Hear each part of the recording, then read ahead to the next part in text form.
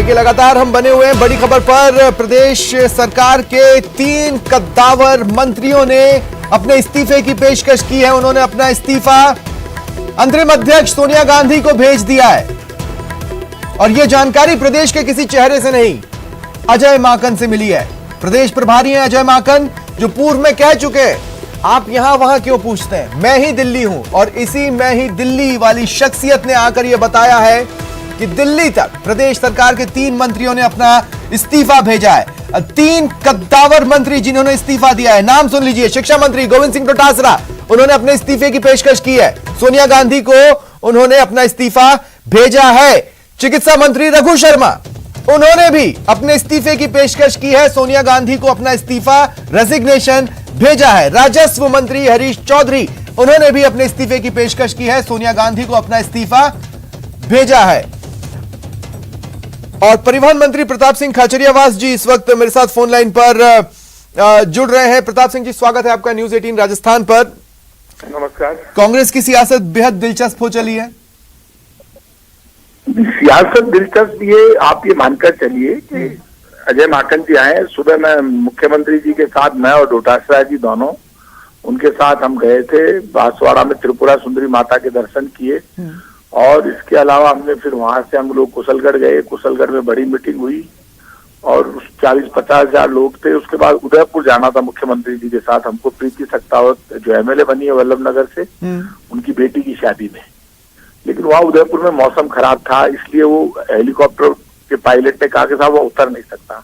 तो मुख्यमंत्री जी ने कहा नहीं, रिस्क नहीं लेना, आप तो वहां लीजिए। तो उतर ही नहीं रहा है जब, तो फिर वहां से हम पहुंच गए वहां जयपुर। जयपुर में जब पता चला कि अजय माकन जी इसी वक्त आ रहे हैं, तो मुख्यमंत्री जी ने कहा ठीक है, उनसे मिलते हुए चलते हैं। तो मुख्यमंत्री जी मिले, हम लोग वहां मिले, उनका वेलकम किया। और उसके बाद मुख्यमंत्री जी के साथ मैं तो आ गया सिविल लाइन, और वो चले गए, डोटासरा जी और माकन साहब चले गए जहाँ माकन साहब ठहरेंगे होटल में।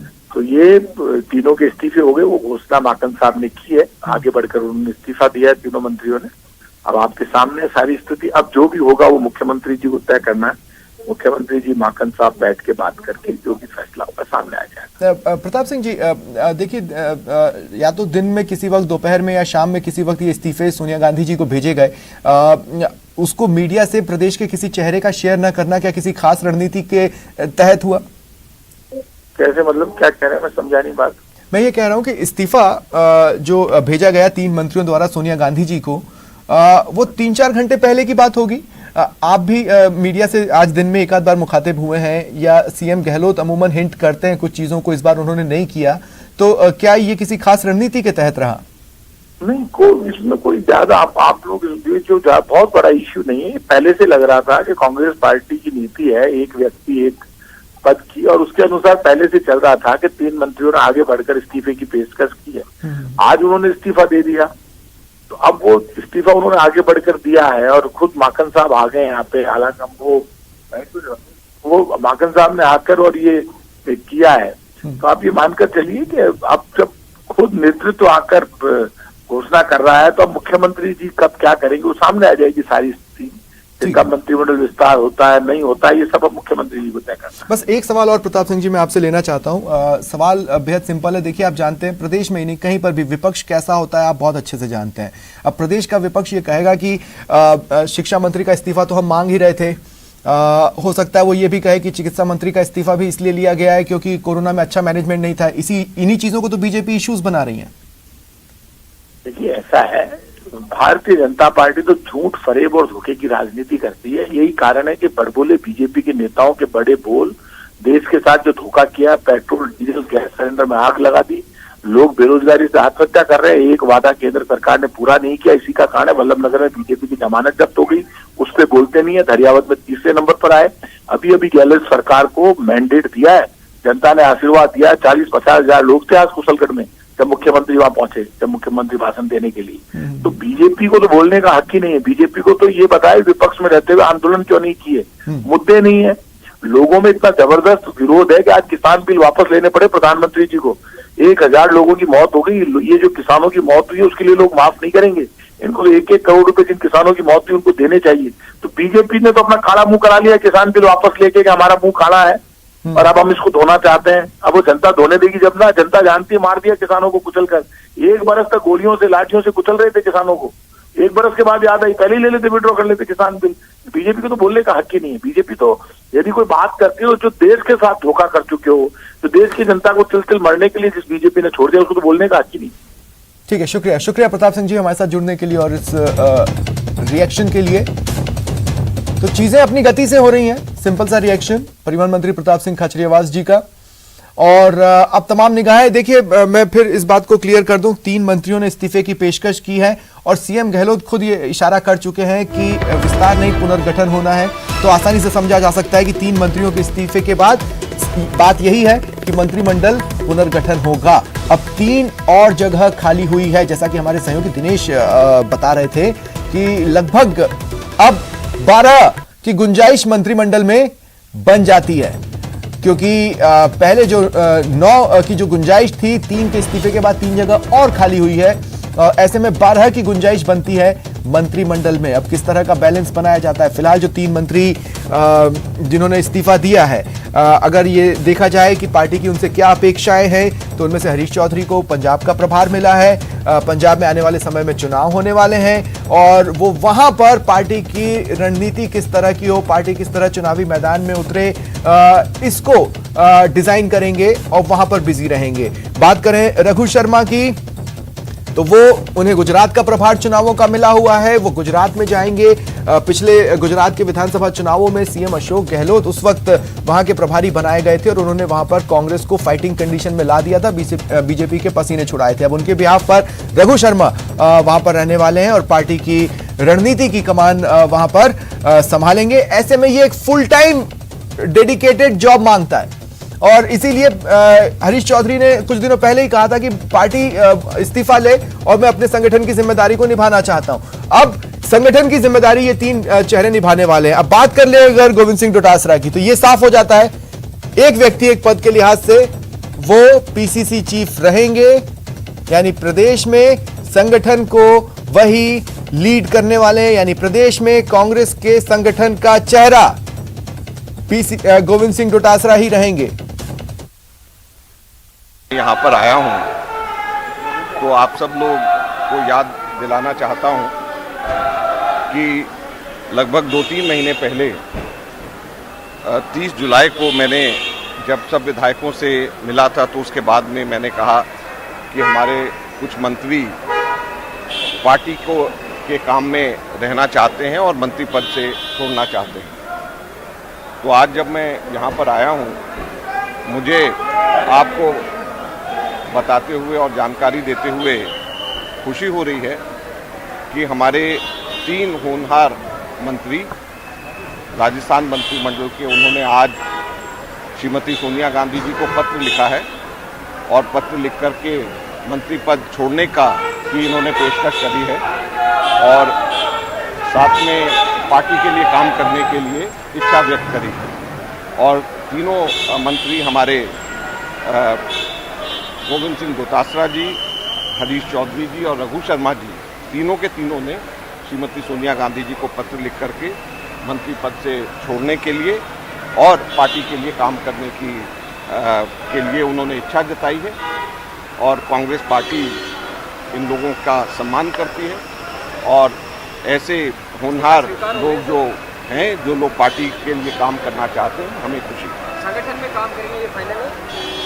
तभी तो इन लोगों ने इस्तीफा दिया, संगठन ने इनको अच्छी जिम्मेवारी दी। सर 21 से 25 नवंबर। और लवली हमारे सहयोगी लगातार हमारे साथ बने हुए हैं। लवली, और क्या अपडेट्स हैं? देखिए, क्लार्क आमेर की सीधी तस्वीरें इस वक्त मैं आपको दिखाने की कोशिश करूंगा। हमारी जो टीम है वो क्लार्क आमेर पहुंच चुकी है। आपको बता दें कि पुष्पेंद्र भारद्वाज सहित अन्य जो और नेता हैं वो इस वक्त क्लार्क आमेर के अंदर मौजूद हैं और क्लार्क आमेर में इस वक्त जो है संगठन की बैठक का जो दौर है वो यहाँ पर चल रहा है। संगठन की जो बैठक है वो यहाँ पर इस वक्त आयोजित हो रही है और साथ में जो संगठन के और जो पदाधिकारी हैं वो भी यहाँ पर मौजूद है। मैं कोशिश करूंगा एक बार आपको यहाँ पर क्लार्क आमेर की वो तस्वीरें दिखाने की जो इस वक्त राजस्थान के सियासी घटनाक्रम की बड़ी तस्वीरें हैं, बड़ी महत्वपूर्ण ये क्लार्क्स आमेर के बाहर का नज़ारा, राजस्थान सरकार की, राजस्थान पुलिस की ये तमाम व्हीकल्स, तमाम जो गाड़ियां, तमाम काफिला जो है वो इस वक्त यहाँ पर मौजूद है और तमाम लोग यहाँ पर आपको नज़र आ रहे हैं। और काफ़ी जद्दोजहद के बाद में, काफ़ी लंबे इंतज़ार के बाद में जो है वो अब जो है वो राजस्थान की सियासत के लिए एक बड़ा घटनाक्रम जो हुआ है। ये क्लार्क्स आमेर के बाहर की न्यूज़ 18 राजस्थान पर एक्सक्लूसिव तस्वीरें इस वक्त आप देख पा रहे हैं, जहाँ पर अजय माकन से मिलने के लिए कई लीडर्स जो हैं वो लगातार होटल पहुँच रहे हैं और होटल पहुँचने के साथ साथ ही उनसे जो चिंतन मंथन और मंत्रणा का जो दौर है वो यहाँ पर जो है वो किया जा रहा है। तो ऐसे में बड़ी बात और यह है कि अजय माकन जो है वो किस तरह का मैसेज जो है वो सोनिया गांधी से लेकर के आए हैं, उस मैसेज पर यहाँ पर बात होगी। और मैसेज के साथ साथ में सबसे बड़ी और महत्वपूर्ण बात जो है वो ये बात होगी कि अजय माकन के जयपुर आने के देखिए, जहां तक चेहरों की बात करें, ये संगठन की पूरी तरह से संगठन की बैठक है। अभी एक औपचारिक चर्चा जो कह सकते हैं, अनौपचारिक चर्चा जो है वो हो रही है और उसके बाद में संगठन के लिहाज से बड़ी महत्वपूर्ण बैठक जो है वो होटल क्लार्क्स आमेर में हो सकती है। चेहरों की जहां तक हम बात करें, जो चेहरे राजस्थान में जो चर्चा की गई थी राजस्थान के लिहाज से, प्रियंका गांधी के और इनके बीच में जो मध्यस्थता हुई थी उस पर जो चर्चा की गई थी, ठीक उसी चर्चा के मुताबिक जो है वो कोशिश की जाएगी कि मंत्रिमंडल भी ठीक उसी तरह से बैलेंस हो। तो ऐसे में इस बैलेंस मंत्रिमंडल को करने के लिए, बैलेंस मंत्रिमंडल बनाने के लिए किस तरह से राजस्थान किया गया है, कौन से ऐसे काम है जो अभी और किए जाने हैं, किस पर और मंथन किया जाना है, इन तमाम जो लगातार जो चर्चाएं चल रही थी उन पर अब विराम लगेगा स्वप्निल। और क्लार्क्स आमेर के बाहर लगातार चहलकदमी बढ़ती जा रही है। जो कांग्रेस के लीडर्स है सब अपना अपना चेहरा दिखाना चाहते हैं अजय माकन को, लेकिन अभी चेहरा दिखाने से कुछ नहीं होगा क्योंकि आला कमान ने पूरी तरह से फाइनल कर दिया है जो जानकारी आ रही है। और अगर मंत्रिमंडल में विस्तार होता है, कुछ चेहरों को जगह मिलती है, तो जाहिर तौर पर ऐसे चेहरों को जगह मिलेगी जिन्होंने संगठन के लिए महत्वपूर्ण काम किया है, जिनकी विधायकी परफॉर्मेंस बहुत अच्छी रही है, संगठन के लिहाज से वो लगातार लोगों के बीच में रहते हैं, कांग्रेस की बात को आम जनता तक पहुंचाने की कोशिश करते हैं। बिल्कुल इसी तरह के चेहरों पर जो है वो नजर जो है वो होगी। कड़ी सुरक्षा व्यवस्था जो है वो यहाँ होटल के अंदर जो पुलिस का एहतियातन जो जाब्ता है वो यहाँ पर लगा दिया गया। और बड़ी महत्वपूर्ण बात यह है स्वप्निल कि होटल के अंदर जो है वो तमाम लीडर्स पहुंच रहे हैं बारी बारी से, जो अजय माकन से मिलना चाहते हैं, यानी प्रभारी जो है वो सभी लीडर्स से मिल रहे हैं, बातचीत कर रहे हैं, मंथन का दौर चलेगा, मंत्रणा का दौर चलेगा। और उसके बाद में ऐसी संभावना जता रहे हैं कांग्रेस से जुड़े सोर्सेज कि यहां पर एक अनौपचारिक, यानी कि मीडिया को बिना जानकारी दिए, मीडिया के बिना कैमरों के यहां पर संगठन की एक महत्वपूर्ण बैठक हो सकती है। और आज जैसा कि मैंने जिक्र किया इस बात का कि आज वेन्यू भी बदला गया है, जो मेरियट होटल का वेन्यू है उसे भी बदला गया है क्योंकि वहां पर लगातार माकन रुकते रहे हैं, वहीं पर संगठन के लोग रुकते रहे, लेकिन आज वेन्यू बदला गया। यानी कि राजनीति में संकेत घटनाक्रम के पीछे पीछे देकर के कोई ना कोई संदेश देकर के जाता है। तो ऐसे में क्या मैसेज था, और आपने मुख्यमंत्री जी की बॉडी लैंग्वेज को देखा होगा जब मुख्यमंत्री अशोक गहलोत एयरपोर्ट से बाहर आ रहे थे, मीडिया ने जब उनसे बात करने की कोशिश की तो उन्होंने अजय माकन की ओर इशारा किया, यानी कि दिल्ली जो है वो अजय माकन है। और शायद इसीलिए अजय माकन ने ही जयपुर एयरपोर्ट पर उतरते ही सबसे पहले सबसे बड़ा बयान न्यूज़ 18 पर यही दिया कि 3 मंत्रियों ने, राजस्थान सरकार के 3 मंत्रियों ने अपने अपने पदों से इस्तीफा दे दिया है। और बड़ी महत्वपूर्ण बात यह कि इस इस्तीफे के पीछे का जो मैसेज है वो बिल्कुल साफ है कि इन मंत्रियों ने काम बहुत किया, इन मंत्रियों ने बहुत कुछ किया, लेकिन ये लोग अभी भी संगठन के लिए काम करना चाहते हैं। यानी कि डेडिकेशन जो है वो जताने की कोशिश की आला कमान ने, और इस डेडिकेशन के माध्यम से कई चेहरों को साधा जा सकेगा। जो चेहरे इस बात की जिद लगा करके बैठे हैं कि हमने मंत्रिमंडल को बचाया, हमने सरकार को बचाया, तो हमें क्या मिला, तो ऐसे लोगों को मैसेज कन्वे करने के लिए राजस्थान के मुख्यमंत्री अशोक गहलोत ने और आला कमान ने मैसेज स्पष्ट कर दिया है कि जो मेहनत करने वाला आदमी होगा, जो वर्कर होगा, उसे संगठन में बड़ा पद दिया जाएगा। यानी संगठन में तीनों लोग बहुत महत्वपूर्ण पदों पर होंगे।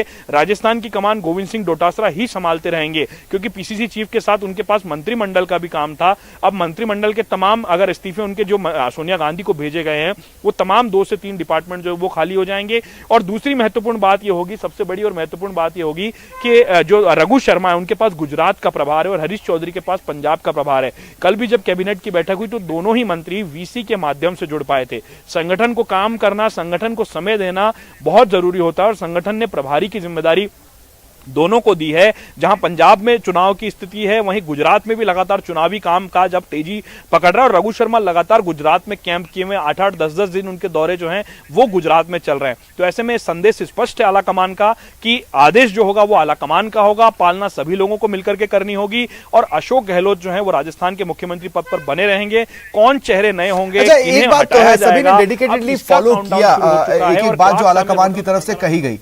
आप जो दिखा रहे हैं वो दिखा लें, फिर मैं बताता हूं क्या।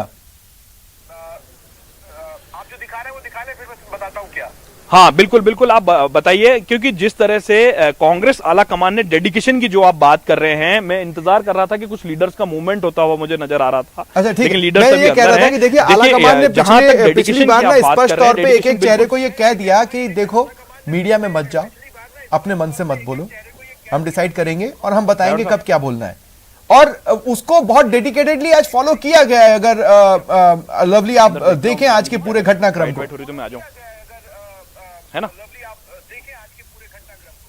आज देखिए, बिल्कुल चाहते तो अशोक गहलोत भी इस बात को बोल सकते थे एयरपोर्ट पर बाहर आने से, कि मीडिया ने पहले उन्हीं को अप्रोच किया बात करने के लिए, लेकिन अशोक गहलोत ने अपने वाहन को थोड़ी दूरी पे खड़ा करवाया और मैसेज बिल्कुल साफ था अशोक गहलोत का कि आप माकन से बात कीजिए, आप प्रभारी महोदय से बात कीजिए। यानी कि स्पष्ट संदेश था अशोक गहलोत का कि अजय माकन जो संदेश है वो आलाकमान का संदेश लेकर के आए हैं और वो संदेश लगातार ये कोशिश हो रही थी। कई बार एयरपोर्ट पर हमने अजय माकन से हमने बात की, जब जब वो आते थे, कई बार उनकी फ्लाइट यहां से वापस भी चली गई, लेकिन जब भी वो यहां आए तब उन्होंने इस बात को कहा कि दिल्ली में ही हूं और जल्दी मंत्रिमंडल विस्तार होगा, जल्दी मंत्रिमंडल में अच्छे चेहरों को और नए चेहरों को मौका दिया जाएगा ताकि परफॉर्मेंस भी बेहतर हो सके कांग्रेस की, संगठन का कामकाज भी तेजी से चल सके। और जो वादे किए गए थे चुनाव में, जिन वादों को लेकर के कांग्रेस राजस्थान में मैदान में आई थी, उन वादों को किस तरह से पूरा किया जा सके, क्योंकि अभी तक की जो परिपाटी है राजस्थान के पिछले कई सालों की, वो ये है कि 5 साल भारतीय जनता पार्टी, 5 साल कांग्रेस। लेकिन इस बार मुख्यमंत्री अशोक गहलोत का कॉन्फिडेंस इस बात को कहता है कि राजस्थान में वो चाहते हैं कि इस बार फिर से कांग्रेस की सरकार बने और उन्होंने भी इस बात को कहा है कि मेहनत करो। चलिए शुक्रिया लवली हमारे साथ जुड़ने के लिए और तमाम बातचीत के लिए।